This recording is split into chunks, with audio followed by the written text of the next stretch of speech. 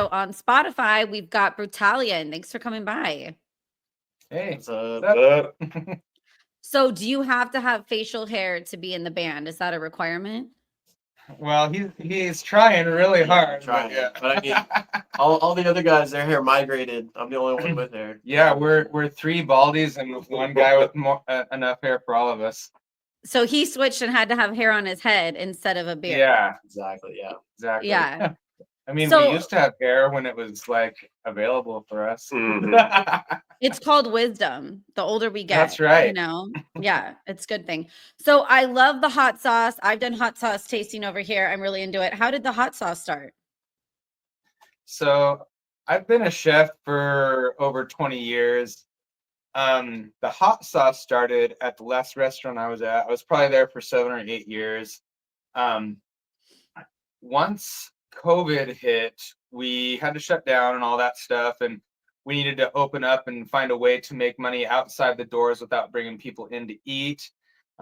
We started doing some to-go food and things like that, and there's a guy local here named Chili. He's like an old dead head with big, huge gray dreads, and he was so out here we have Stone Brewery. This is the home of Stone Brewery where we live, and he was the gardener for Stone Brewery and helped brewing and Pizza Port and stuff like that. So that also started out here, Pizza Port. And he was a regular at our restaurant, Plan 9 Ale House, which both these guys also worked at with me. He's rocking the merch right Yeah, he's rocking the Yeah. merch right I've been now. in bartending and service. I like that. If you like rock and roll, you probably like the service industry, or you just end up there. Exactly. So Chili came in one day. He just grows rare hot peppers. That's his jam. He has a pocket full of peppers whenever you see him, usually something crazy like reapers, scorpions, or something like that. So he brought in a big handful of peppers, and he's all, "Hey man, I got these peppers, and I just thought I'd give them to you. Maybe do something like rad with them." And I'm like, "All right, cool." So he brings them out. They're just in a napkin in his pocket. He sets them out. I'm like, "All right, cool. I'll try making a sauce." So I made a sauce, and it was really good. People were super into it. And I'm like, "Hey, I have enough. Let's buy some little like 1 ounce little novelty bottles and bottle it up, and we'll print out some like Avery labels on the printer and label it. See how it goes. One more thing we can have on our shelf to sell things because we're kind of shut down halfway right now. So we turned the front of the restaurant into a record store. We had pinball machines. We were always spinning vinyl. Cool. It was a really cool thing. Skateboards on the wall, goofy stuff.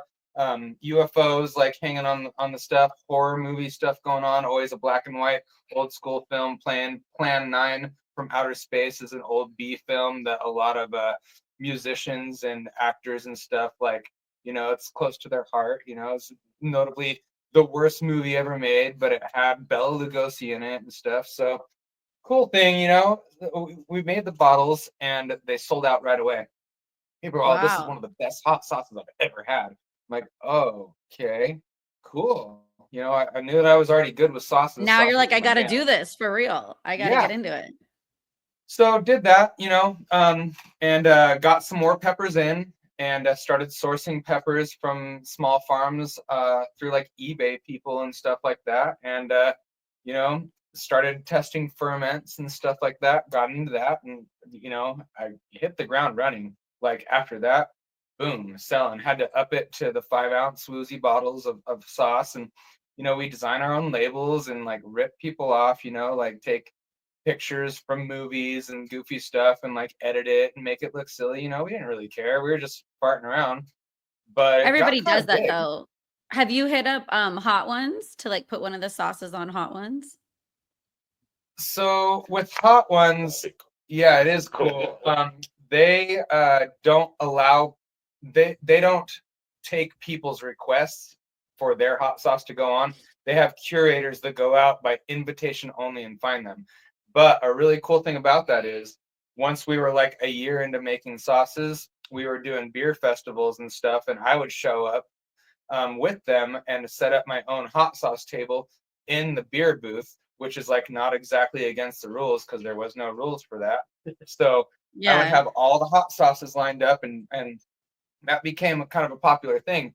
One time a girl came by and she's like, hey, let me try every one of them. And I'm like, okay, cool. And that wasn't uncommon. You know, people would get lined up and just do the whole gauntlet. So she tried Yeah. them all, and then her friends all, she used to be a curator for Hot Ones. And I'm Oh, like, wow. oh, really? And then she comes up, she's all, yeah, I don't like to toot my own horn. You know, that's not, I'm not that cool. But I will tell you, every one of your sauces is fantastic. The flavor is through the roof. It may not be as hot as some of the ones that we have on there with extracts and stuff like that. I'm all, that's because I use fresh peppers. Like I don't use extracts or anything weird like that. And she's like, this could go toe to toe with any of those. The flavor is outstanding. This is better than a lot of the sauces that they have on the show already. And the heat on a couple of these end ones is spectacular. And it doesn't feel Nice. like factory heat, you know? Yeah. So that So was a I really bet cool you're thing. not getting peppers out of a pocket anymore of jeans. Like they're probably, Yeah, good right, shape. right. I Yeah, up started to growing. code. Yeah, I started growing Okay. my own peppers at one point. I went and picked up some plants from a dude and, growing reapers and scorpions and ghosts and stuff. And then I started getting into seeds and finding rare peppers. And here I am, probably like, it's been like 4 years of making hot sauce and at least. And for our band, I always wanted to launch my own label. Didn't know how I was going to do it. I had to come up with names and artwork and what was I going to do? What was the name of the sauce company going to be? And it just dawned on me, hey, I've got the artwork. We've got the names. So each song or each sauce is named after a song. We use our Oh, that's singles artwork. cool. Yeah. And Brutalion hot sauce. And it's going really well. Like that's a huge part of our merch sales every time. We're basically like a pop-up market / sick ass show. And metalheads and like, chili heads kind of go together, the hot sauce community and the music community. I grew marijuana Exactly. during COVID when things got slow, so I got into that. But I did try ghost peppers one time, and I'll be honest, have you guys ever, it was so spicy, it had to shoot out the other end pretty quick? Has that Yeah. ever Oh yeah. happened to you? Dude, I was dry. So I'm this family grew ghost peppers, and that's like their thing. And they made them like they put ghost peppers in jalapenos, even stuffed. And I like ah, spicy, so I was going crazy, like having a bunch of them. I was driving home, and I was like, I gotta shit now. Like I'm not gonna make it home, and I've never had that happen to me. This was hell just like yeah. 3 years ago, so I had to pull over on the side of the damn road and shit from ghost peppers. So Hell now I'm a yeah, little dude. bit That's as metal scared. as it gets. Metal up the ass, or the opposite of metal up your ass. Yeah, thank God I had So like McDonald's napkins in the center hell yeah, console dude. of my That's dope. car. That's Has that happened to you guys though, where like it was too spicy, you couldn't handle it? I Not on the side of the road, but yeah. I mean, I tried to ease my way in. So since I grow the peppers, we would line the dudes up in the kitchen and say, hey, it's pepper tasting time. yeah. But I would just cut a sliver off of each pepper and everybody would taste it because you got to try your product before you make the sauce. Some Yeah. years peppers are hotter, the ghosts are not that hot this year, whatever, blah, blah, blah. It's nature, it's not perfect. So gotta try the peppers, but we would each try like a nice little chew Yeah. of each pepper. But I don't like eat like ghost peppers or nothing like that. I I mean, just ate if I them had and to, was I like, would. no big deal. And Yeah, that no did way. not go over well for Yeah, my you chomped insides. into one of the peppers that we were having slivers of, you would not be a happy camper. No way. Yeah. I've I eaten was a sliver to sweating. where I had to wipe my face with ice cream. Yeah, Yes. it I would be remember like, so hot, it would stay so hot for so long that we'd have to like sit down. Yeah, it make you yes. high. Like get you a I little hot. had to leave though, so I'm leaving, and I've never been so uncomfortable in my car, like dripping sweat. And I was like, "Oh, I'm gonna shit myself," and like I've never Hell done yeah. that. You just can't It was a The shit memorable sweats. experience. Yeah, yeah. So okay, tell We me. I love the hot sauce. Tell me more about yeah. the band and how the band got created and started. All right. Well, I'll shoot first on that one. This band is my baby. I started writing tunes on this. So I'm 38. Yeah. I started writing music Which on is this very band. young. I'm throwing that out there. Very Yes. young. Started writing music on this band when I was 19 years old, 20 years old. Wow. I wasn't, you know, in bands with the friends or anything like that. Everybody was playing rock and roll or like certain types of tunes, and I was into that, but I had just barely gotten into heavy metal like a few years before that. Metallica, Megadeth, Iron Maiden, Slayer, the classic important stuff that you must indulge in. And a big deal happened for me. It was like an epiphany moment. I was at my buddy's house. I was living there, and I got a bootleg copy of Death Live in LA, and I watched that, and it just blew my mind, like wide Yeah. open. Just the fact that there's no theatrics, there's nothing. It's just the raw energy of these dudes, and Chuck looking like he should have like goat legs underneath him, and his just hair, like his receding hairline is in the shape of horns almost, like he just has this little spot. And the stuff that they're playing and the way that he's singing and the raw energy, I got goosebumps. I'm getting goosebumps right now. It You just like the gives me receding hairline. You're goosebumps. like, I see it's coming for me, so that's hot. Yeah, like I'm on this was a her. straight summoned like demon, like, but nicest guy ever, we all know. But after Yeah. that, I want to do this. I want to do this. Like, and I went home and I just, I had written some tunes before, but not like whole songs or anything, just some jams, nothing like heavy. And I went home and I just started writing music. Like within a month, I had these 3 songs like written, and they're not, I'm not trained or anything like that. This was just like my natural flow coming out, and they How'd became you find the like the guys? Did you roots. go on Grinder or Craigslist to find the other guys to join the band? How did you Oh guys yeah, Grinder, that'd be good. get each other? No, I mean, I didn't have anybody at the time, so I was just sitting in my room doing this stuff. I had everything in my head like it was already an arena show, like everything already was happening. And then I had a friend named Matt that was, the heaviest drummer in our friend group, and then a dude that played bass that I knew that he was just like a jam kind of guy, and tried to put it together to make some music.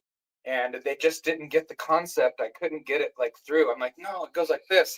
And the first song that I wrote, every riff only happens one time. It's an absolute, like, it would seem like a shit show of a song, except for it's one of our most solid songs. These songs are our core songs today, and they've developed into this rad thing, but I haven't rewritten them at all. They're just the way that they were when I wrote them. And, I went through members and like people dropping off and people being, not reliable and not being able to get my vision. And so, I didn't do anything with these songs except for just have them for years, trying to get these people into it.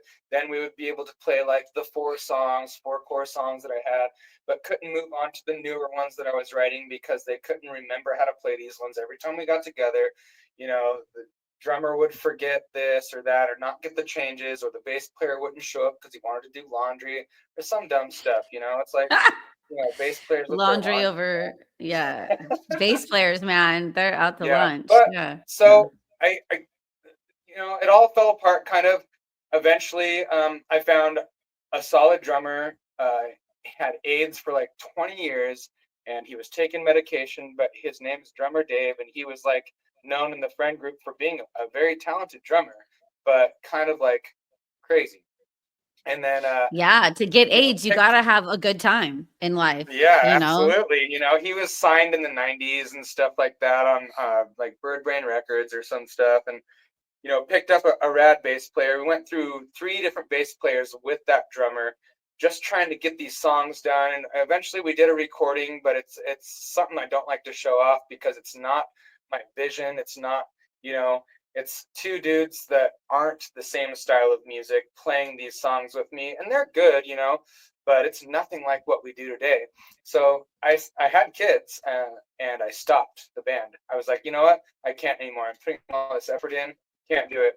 So then, flash forward to right after COVID, used some COVID money and bought this electric drum set over here. It's like a mid-high level Roland V drum, like solid thing. Posted that I'm jamming, and then the original drummer ended up hitting me up, I hit him up, and said, hey, let's jam. And then Jeff here, he had a small stint with the band trying to learn some songs back in the day, but we just never clicked together and made it work. He hit me up too. I said, hey, I know these couple death songs. Why don't you come over and jam these death songs? And then you want to take Yeah. yeah. Him and I grew up together since high school. We've known each other forever. So I knew all the same people that he was talking about that were the rock and roll guys in the local scene, and just like him, but totally separately. That's not what I wanted to do. I wanted to do the metal. I'd been doing that, playing guitar since I was 12, 13. But similarly had all the fantasies and the dreams and saw the whole arena, everything, just didn't know what band it was going to be quite yet.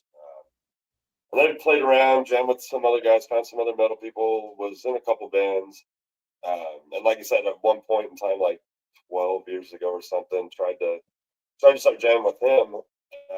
But like you said, his stuff is so unique and just out of his brain. At the time, I wasn't good enough to really be able to comprehend it and play it.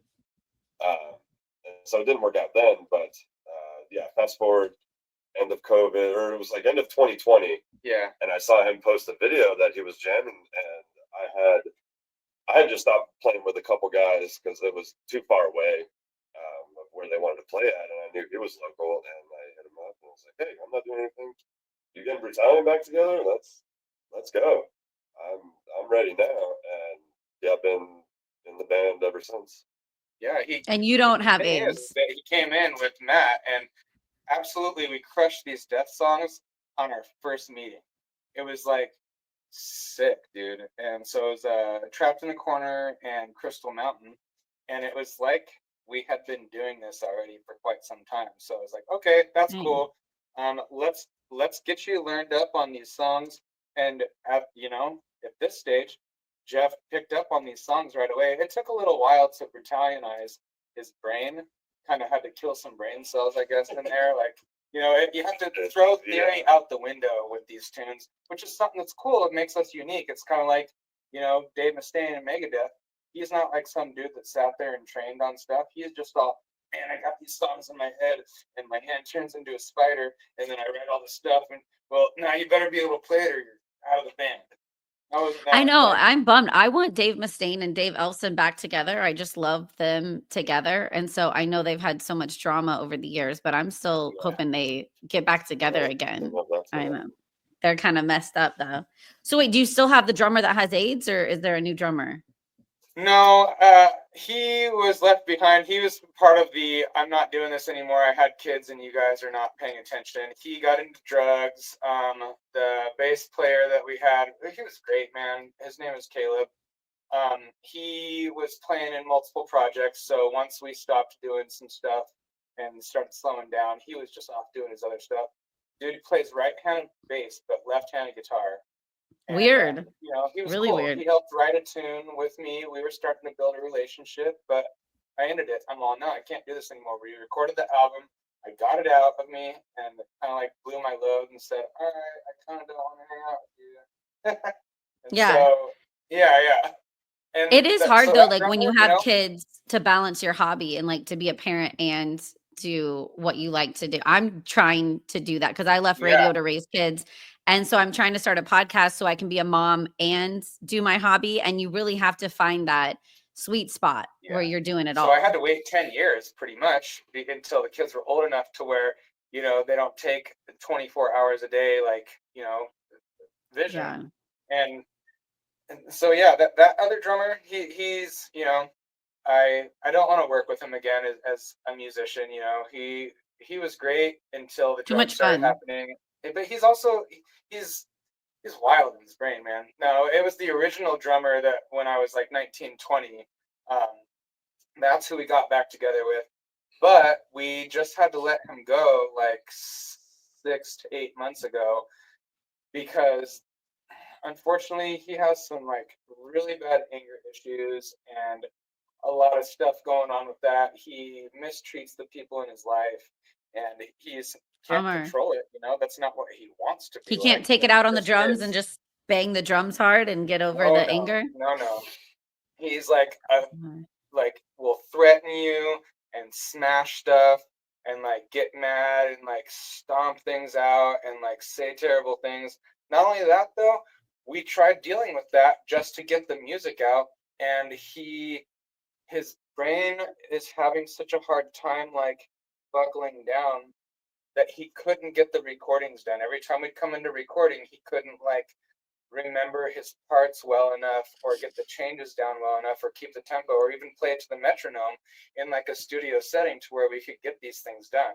So it's kind of Yeah. like every year we'd come into like recording season where we wanted to get this album done and it just didn't work out. So we made a decision after we fulfilled all of our show obligations and did the Vakken Metal Battle. We made it to finals and everything. And I thought if anything could get him whipped into shape, it's a chance to like go in front of the world at Vakken open air. And we made it to finals, and he still didn't get it to where he's going to be able to do the album. Our last 4 shows, there was like some embarrassing mistakes every single time. And so we had a sit down with him. It was a really rough breakup because I've known the dude since I was 15. But I had to do it again, and I had to break up with him before, in the beginning. Yeah. So yeah, it was a bummer. But the new drummer that we found, he's been in for like 6 months or so. He lives right down the street from me. He answered a Craigslist ad. Nice. He's And a you great didn't get dude. killed.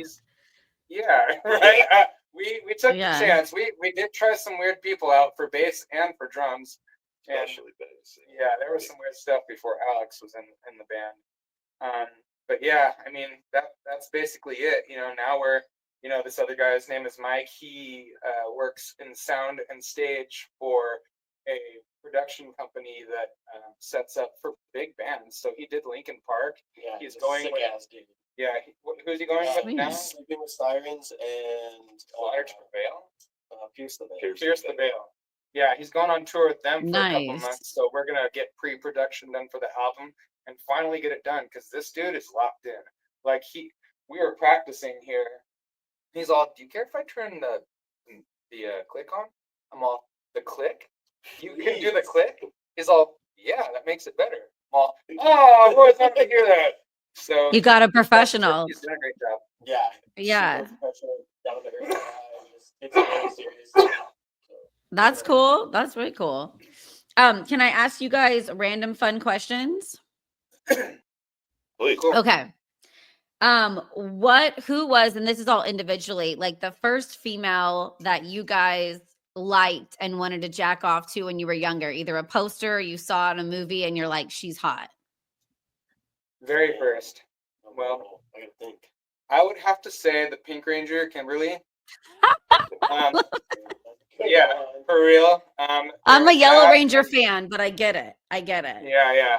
It was just that thing, There's that, or who else? There was somebody else really important too. I'm The gonna Pink say Ranger. Jessica Rabbit. That's a classic for me. Okay. Jessica Rabbit. Yeah, she's hot, but she's a cartoon. Ain't nothing wrong with that. You can't get her pregnant. I guess that's a good thing. That's right. You can play Okay, what Patty was Cake yours? all night. Yeah. I came of age in the mid '90s, so probably something like Baywatch. Pamela or Anderson something or like that, Carmen where it's, Electra. I'm just watching TV and then, oh shit, something's happening. I need You to want a go to girl to save you on the beach if you're drowning. Yeah. That's Sick. okay. What is the favorite hot sauce flavor of all of you individually? I'm a big Savage sauce guy. It's kind of right in the middle. Okay. It's a good one. Savage sauce is cool because it's a huge blend of peppers. I usually take like all the peppers that didn't go into specific sauces and gather a huge bunch and make, I think we're on volume 2. Each volume is a different blend of peppers, but the same base ingredients. It's a ferment. It's rad. Nice. How about you? I've been using a lot of the Nosferatu sauce that I have. Fermented habanero, onion, garlic. Okay, I'm hungry. One of our songs. Yeah. And then mine is To Kill at Night. It's a fermented ghost pepper sauce that also has arbol and guajillo, and then some dates to help sweeten it. It's not like a sweet sauce, but it just helps round out that flavor. There's just something about that one, man. It permeates your senses. It's the max flavor, and I love that sauce. Yum. Okay, what is the best venue you guys have played so far? Your favorite venue? I'm gonna say I really love playing Brick by Brick because that's like where a lot of this shit really like started from, like when we all went to see Death to All, and I met my girlfriend there, and I started like getting along with all the people that worked there. But I'm gonna say the Booze Brothers gig that we did in Vista. They have an amazing outdoor patio that was it sounded so crazy, and there's just people everywhere. It was like ants on a popsicle. That's cool. You go. I'm All right. still trying to think. I also really like Brick by Brick. In San Diego, Brick by Brick is a staple for metal bands that come through. If you're not headlining an arena that size of show, then you're probably either playing House of Blues or Brick by Brick, and those are like the places to go. Brick by Brick has had huge, accounts come through and play, and we get to play the same stage. And we played there a lot of times. It's like the hub and the heartbeat of San Diego as far as the metal scene goes. And I love playing there. The stage is big. On select nights, you'll get a really good sound guy. On select nights, you won't. But, it's comfortable. It's like playing a nice size venue, but you feel comfortable like it's your house. So you can just let loose and do your thing. And then the next night, Deicide might come through and play or something, it's just really rad. Our Brick by Brick in Sacramento is called Ace of Spades, and I'm the same. I like it. We'll get Dan Zing will come in, and then the next night it's like this local band out of a garage with 4 guys, and it is cozy. Love it. We have a new one that just opened up that I haven't even checked out. It opened up last week called Channel 24, and that looks kind of big. So I'm stoked to check out the new venue. Yeah. Nice. But what about you? Do you have come up there with? Go ahead. Yeah, you guys got it. There's Goldfield is great to play if you're visiting. We have 2 of them, one downtown and one in Roseville. Like I said, Ace of Spades, Channel 24 is new. Then we have Cafe Colonial, which is like really dirty, grungy, and small, but it's got a lot of historic. That's like the doll hut. Yeah, so we've got a lot of Sacramento is really cool, and it's like still kind of hidden. People don't get like how neat Sacramento's music scene is, and especially our metal scene, and it's growing for sure. But we're like smaller for California. We made fast friends with Manzanita Death March from Sacramento when they came down and played. We clicked right away. Super nice guys, but also heavy and unique. We're like, we're heavy and unique, and so we got along great. And they're all come up. We will instantly like play with you. We'll set the whole thing up, So we haven't pushed at all. Because we haven't released our debut because of our old drummer.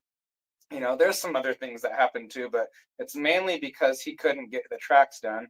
And so now that we're on track to get our album done, then I'll push for like mini tours and bigger venues. But almost everything that we've done has been just offered to us because people are digging us. Yeah. No, Manzanita came by my show and I had a blast with them, and they're really cool. Definitely huge in Sac, and they've been going on a lot of mini tours up and down the coast of, from Oregon, Washington down to San Diego. So, and were you guys were at the San Diego show together? Were you guys? Yeah, we played with them. Yeah, it was great. Did you we guys don't want to blow our load early? That's our thing. We want to get the album and then go show it. Yeah, I mean, sometimes it's okay to blow your load kind of soon though, because it sucks when it takes a really long time and you're like, is this going to happen? So it really depends. Yeah. So Right wait, down do you the have a middle. favorite venue?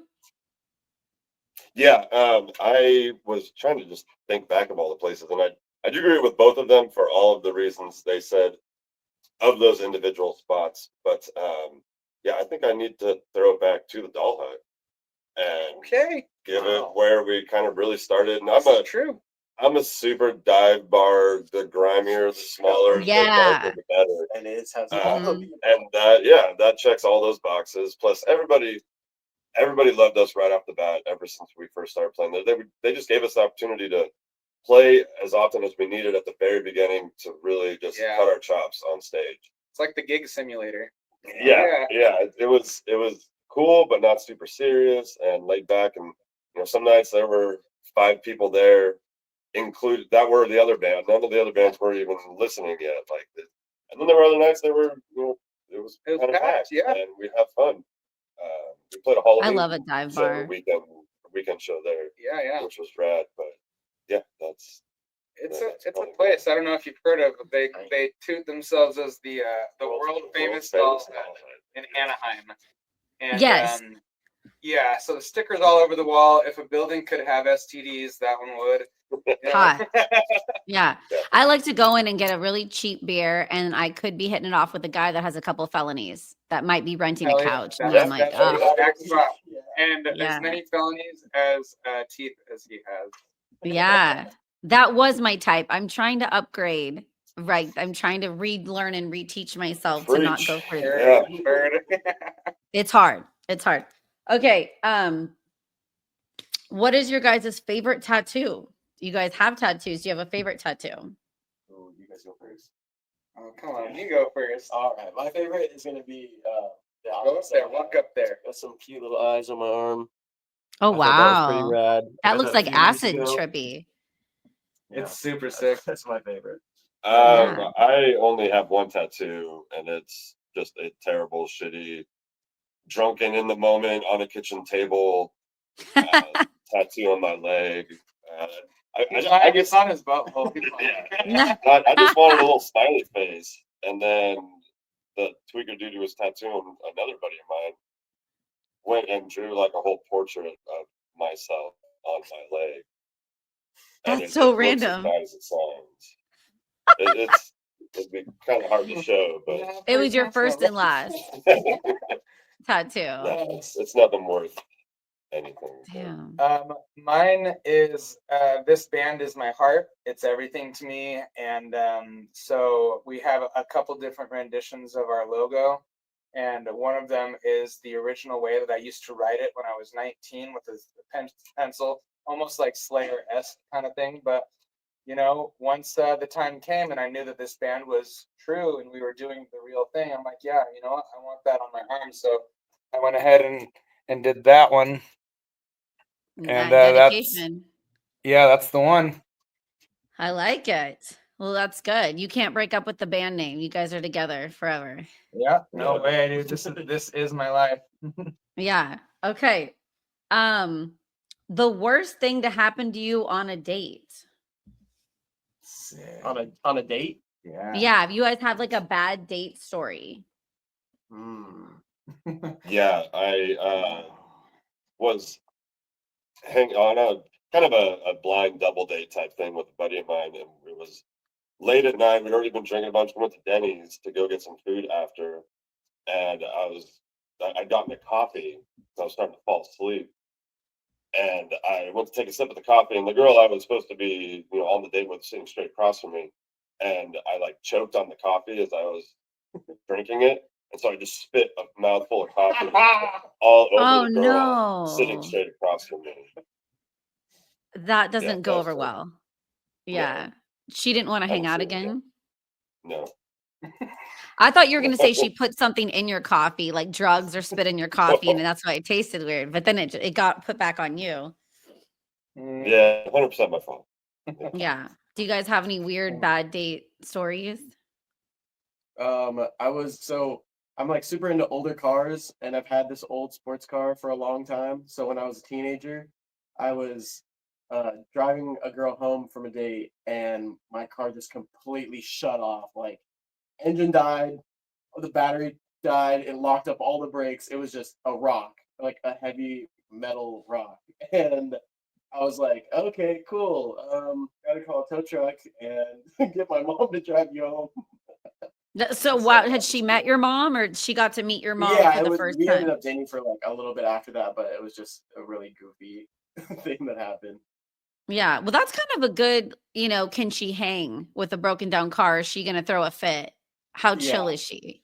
So that's Hmm. good to test her.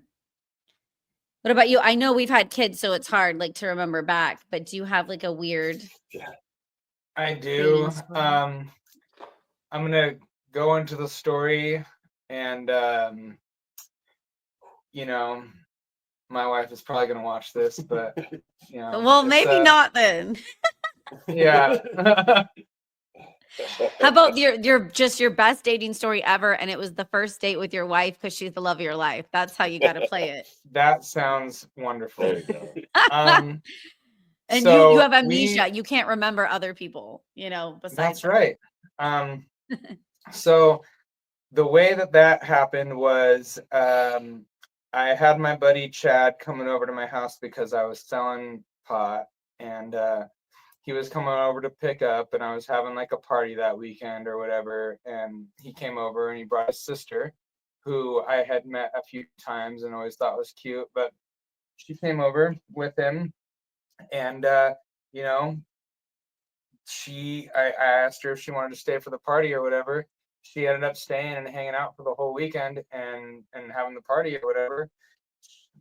Like 18 years old, I was 21, and she stayed and hung out, and we started hanging out after that. But she was really not into having a relationship. She wasn't trying to be my girlfriend or anything like that. She was kind of nonverbal about feelings.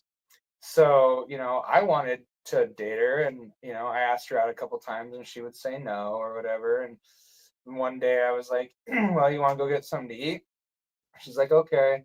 So we cruised out to go downtown in Carlsbad, and it's like a place where you can walk to a lot of places. So I'm like, okay, let's just go here.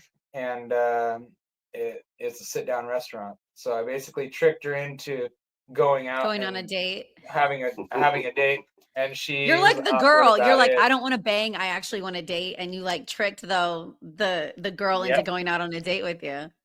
absolutely. So then we had the date, and eventually she said yes. I had to ask her out a ton of times, but eventually she said yeah. And it was rocky. We were both drinking a lot and like smoking and just inebriated, and both super troubled pasts. And it was a very rocky beginning, but we kept sticking it out. We like split a couple times, and back together, and that was pretty much how that started. And yeah.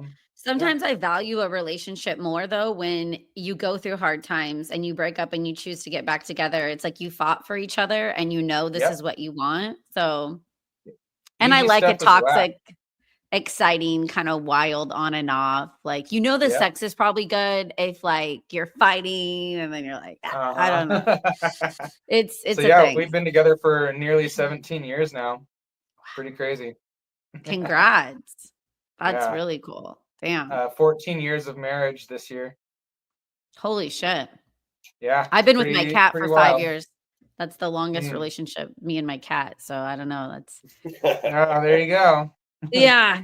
Well, dude, thank you guys so much for coming by Steph's Rock Show. And I'll tag you. We're going to put half of this up on Instagram. The rest will be on Spotify and YouTube if everybody wants the full interview. But thank you so much for coming by Steph's Rock Show.